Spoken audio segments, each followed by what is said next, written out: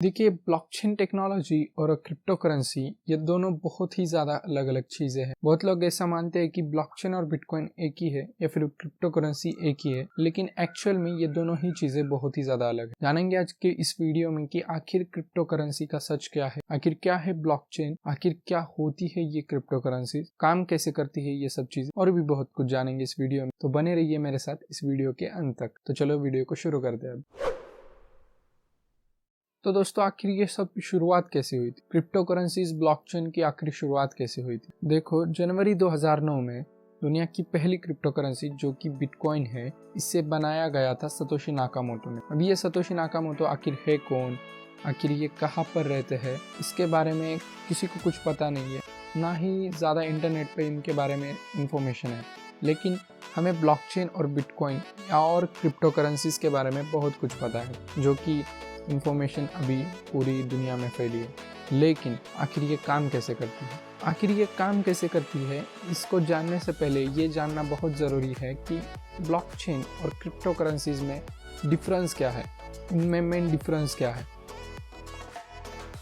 तो देखो, crypto currency जो है वो एक एप्लीकेशन है जो कि ब्लॉकचेन टेक्नोलॉजी पर बना हुआ है। ब्लॉकचेन तो बस एक टेक्नोलॉजी है। हमारा डेटा किस तरीके से सिक्योर रख सकते हैं और किस तरीके से हम डिसेंट्रलाइज तरीके से उस डेटा को रख सकते हैं, ये एक टेक्नोलॉजी है। लेकिन बिटकॉइन और क्रिप्टो करेंसी जो है वो उस टेक्नोलॉजी पर बनी हुई एक एप्लीकेशन है। इसको एक एग्जांपल से समझते हैं। जो हमारी इलेक्ट्रिसिटी होती है, जो हमारी बिजली होती है ना, वो उसे हम समझते हैं एक टेक्नोलॉजी। और जो बल्ब हमारा चल रहा है, जो हमारा फ़ैन चलता है, जो हमारा इलेक्ट्रिक गाड़ियाँ चलती है, जो कुछ भी इलेक्ट्रिसिटी के मदद से चलता है, उसे हम कहते हैं उस चीज़ पर बनी हुई एप्लीकेशंस।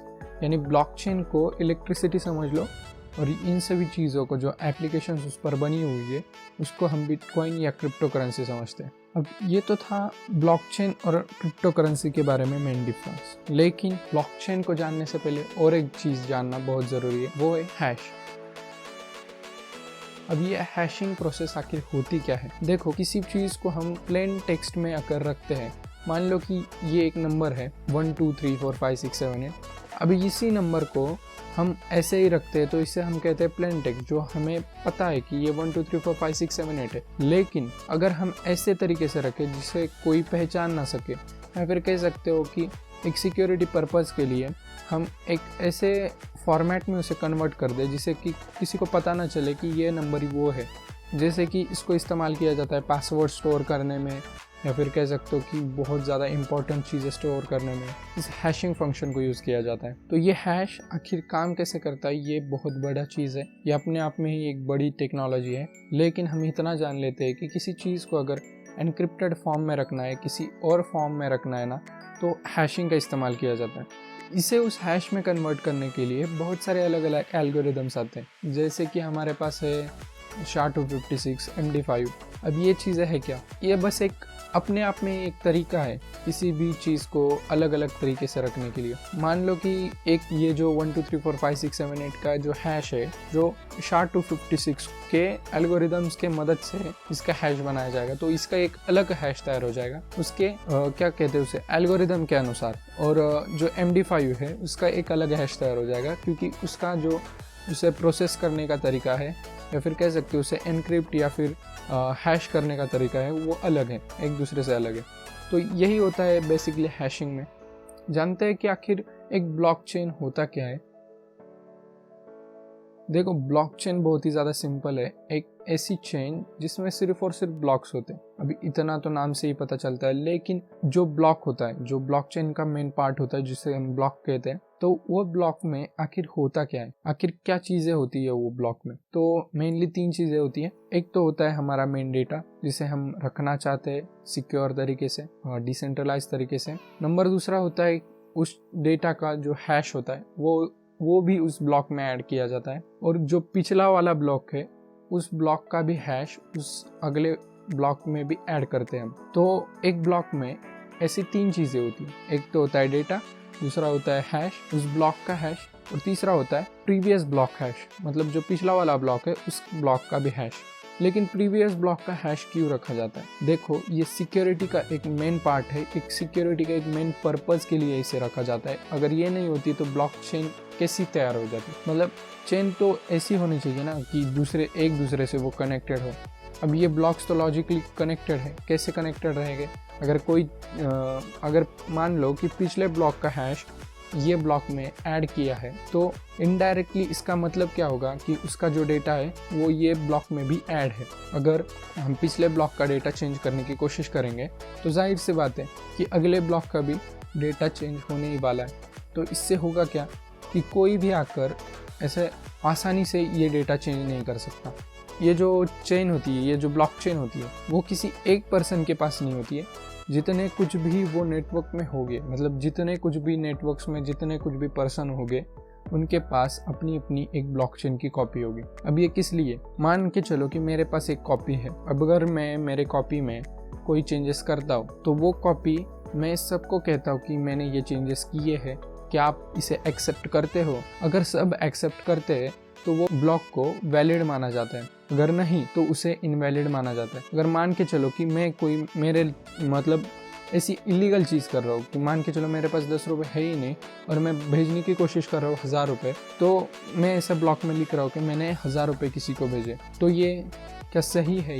ये चीज़ क्या सही है? नहीं, बिल्कुल भी गलत है ये। तो ये चीज़ को रोकने के लिए हर एक जन जो किसी भी एक नेटवर्क में हर एक पर्सन के पास ये पावर होती है जो उसे एग्री करे या डिसएग्री करे। अगर मोर देन 51% लोग नेटवर्क में के एग्री करते, मान के चलो एक नेटवर्क में 100 आदमी हैं और वो 100 में से अगर 51 लोग भी एग्री करते इस चीज़ पर कि हाँ मैं जो कर रहा हूँ वो सही है, तो उसे वैलिड पकड़ दें हम। तो यही चीज़ें होती है ब्लॉकचेन में। और एक चीज़ जो प्रूफ ऑफ वर्क मेथड है, जिसे हम माइनिंग भी कहते हैं, वो किस चीज़ के लिए काम आती है? देखो दोस्तों, जो हैश निकालने का प्रोसेस होता है ना, वो बहुत ही ज़्यादा टाइम कंज्यूमिंग होता है और बहुत ही ज़्यादा कॉम्प्लिकेटेड होता है। हमारे जो ह्यूमन ब्रेन है ना, वो इसे कैलकुलेट नहीं कर सकता। लेकिन आज की जो टेक्नोलॉजी है, आज की जो कंप्यूटर्स है, जितने एडवांस कंप्यूटर्स है, उनकी मदद से हम बहुत ज़्यादा बड़े और जो बहुत ज़्यादा भारी हैशेस भी निकाल सकते हैं। तो ये जो हैशेस है ना, निकालने की प्रोसेस है, इसे ही हम कहते हैं बिटकॉइन माइनिंग या फिर किसी भी क्रिप्टो करेंसी की माइनिंग। अब ये माइनिंग अलग अलग तरीके से होती है। प्रूफ ऑफ वर्क बस एक मेथड है उसे करने का। अब प्रूफ ऑफ वर्क आखिर काम कैसे करता है, इसके ऊपर भी बहुत बड़ा वीडियो बन जाएगा, लेकिन हम बस इतना जान लेते हैं कि ये जो हैशिंग करने का प्रोसेस होता है, जो ब्लॉक ऐड करने का प्रोसेस होता है ब्लॉकचेन में, और उसके बदले में ब्लॉक ऐड करने के बदले में जो प्रोटोकॉल उन्हें रिवॉर्ड देता है, यानी एक कहता है कि हाँ तुमने ऐड किया, तुमने प्रोटोकॉल की मदद की, तो आप ये लो आपका एक रिवॉर्ड।